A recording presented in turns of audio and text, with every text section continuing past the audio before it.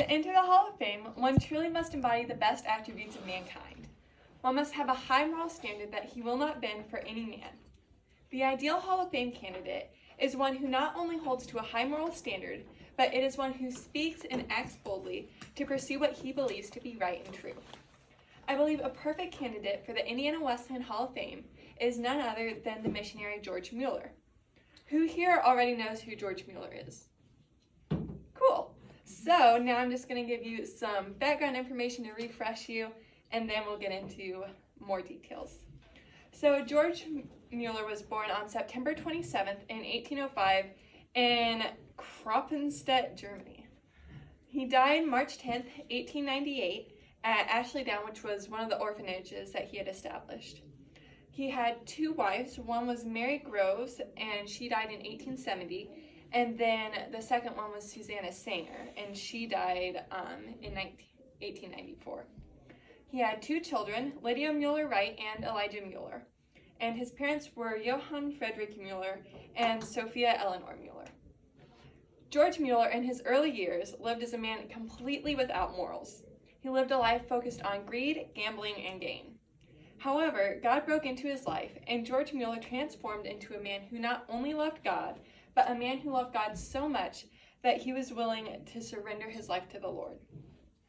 George Mueller's willingness to surrender his life to the Lord and the dependency placed on God leads me to my belief that he should be inducted into the Indiana Wesleyan Hall of Fame. George Mueller was a lying thief. The poor choices and habits he made in his boyhood continued to land him in trouble as he grew into a man.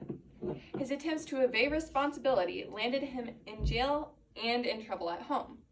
George seemed beyond saving. In the book George Mueller, The Guardian of Bristol's Orphans by Janet and George Binge, Mueller's story of becoming a pastor is expressed in this way. George Mueller couldn't have been happier. Goodness knows what tricks he could play on an entire congregation of kind, gullible people. Clearly, George Mueller did not have any of the attributes that would recommend him for the Indiana Wesleyan Hall of Fame. Just to refresh you, these attributes are possessing a high moral standard, which one will not bend for any person, and the quality of speaking and acting boldly to pursue what he believes to be right and true. This is where God comes in, and where George Mueller turns a corner and starts to develop the attributes which have led me to recommend him for the Indiana Wesleyan Hall of Fame. George Mueller's high moral standard can be seen in many different aspects of his life throughout the years. The first instance of following what he believes in can be seen when he feels God is calling him to be a missionary. Of course, following God's calling in the first place is hard enough, but George was forced by the woman he loved to choose between her or God's calling. The choice must have tormented George, but he chose to trust God and to be a missionary instead of marrying the girl he loved. He then had to choose between pleasing God or pleasing man when his father was ranting at him and begging him not to become a missionary. As hard as it was, George decided that he would continue to pursue God's will for him to become a missionary.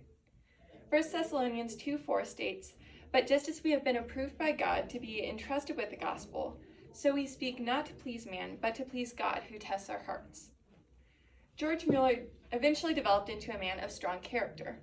He chose to pursue what he believed to be right and true, no matter the cost. He decided that instead of keeping with the usual system of charging people for the best pew in church, he would abolish that system and instead replace it with a voluntary offering. The giving of the congregation was George's only source of income, which is why it speaks volumes that George was willing to give that reliable source of income up. George Mueller placed incredible trust in God. When he and his wife Mary were early in their marriage, they had nothing to eat because they had not had any money with which to buy food. Because, as I mentioned before, they had chosen to trust God with their provisions, and therefore they weren't bringing in nearly as much money. George's trust, though, never wavered. He offered a prayer of thanks for the food that they had not yet received, and then he opened the door to a hand that one of their friends had sent him. Another similar instance occurred later in George's life, when thousands of orphans who were under his care sat down at tables where no food had been provided yet. But George had faith and prayed for their food anyways. God provided food for every one of those children to have enough food. We can already see that George was a man of strong character and faith. What George accomplished through those attributes leads me to my recommendation for the Indiana Wesleyan Hall of Fame. George Mueller built a total of 5 houses for orphan children.